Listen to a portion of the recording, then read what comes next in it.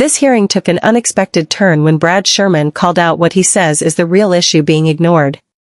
Instead of focusing on routine matters, he demands answers on Iran, and makes it clear, Marco Rubio should be in the hot seat. And we have two Republicans in the room as well. Two great California Republicans. Yes. All You're all California. We're all California. California rocks. This room would be full if we would have a hearing on what we're doing in Iran. The greatest economic effect of our foreign policy today is the Strait of Hormuz. And instead, we're focused on a matter which is not being covered live on C-SPAN 3. We need Rubio in that chair talking about what we're going to do to bring peace to the Middle East and to prevent Iran from having a nuclear weapon. Mr. Goldstein, are commercial services and other economic diplomacy efforts adequately funded? And anecdotally, I see the embassies of our major trading partners with the commercial attaché and the trade attaché being at the very heart of the embassy's operation. I don't see that in American embassies, but that's just anecdotal. We've had repeated budget cuts in this area. Are we funding this area adequately, and how does it compare to the level of energy put forward by our trading competitors/friends? Thank you, Ranking Member. I think the short answer is no, we are not, and it's for the reasons I highlighted on the internal cost structures of running a platform overseas on a State Department platform, which causes personnel cuts to training, cuts to travel. So no, sir, we are not. Gotcha. Concerned a bit about the possibility of corruption.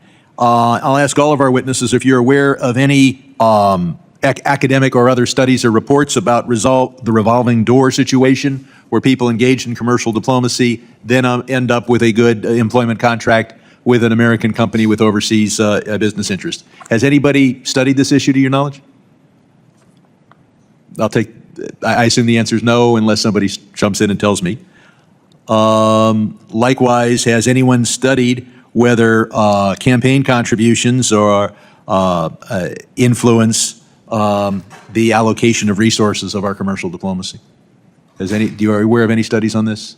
All witnesses are shaking their head and saying no. Mr. Van Kutterman, I previewed this in my opening statement. You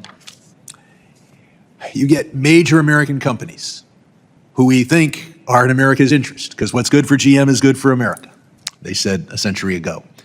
And they're pushing our commercial attachés and others to, I think in your words, strengthen supply chains. But often what this means is take actions which facilitate offshoring our manufacturing. Is there any system inside the State Department or the Department of Commerce to analyze, not are we promoting the interests of a major American company, but is what they're asking us to do in the interest of raising wages, or is it in the interest of facilitating imports? What formal analysis goes on there? Thank you, Ranking Member. There is, in the heart of the mission of the Foreign Commercial Services as it stands today, this clear focus on supporting companies that export, and by virtue of exporting, creating jobs in the United States and bringing those economic benefits back home. That is the value of the current mission.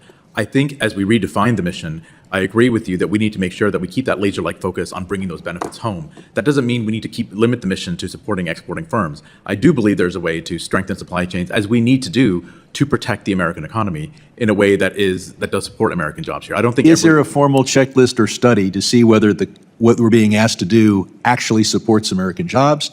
And do we favor those American exporters that pay a living wage versus those that are perhaps ununionized and pay very little? So we do not, as far as I'm aware, and I'll let my colleagues speak to this, but we do not select the companies we help on the basis of what their wages are, but by virtue of the exporting function that they perform, it's how we make sure that American jobs are protected. I yield back. Gentleman yields back. I'll follow up on that. What starts off as a routine hearing quickly shifts when Brad Sherman redirects the focus to what he believes is a far more urgent issue, Iran.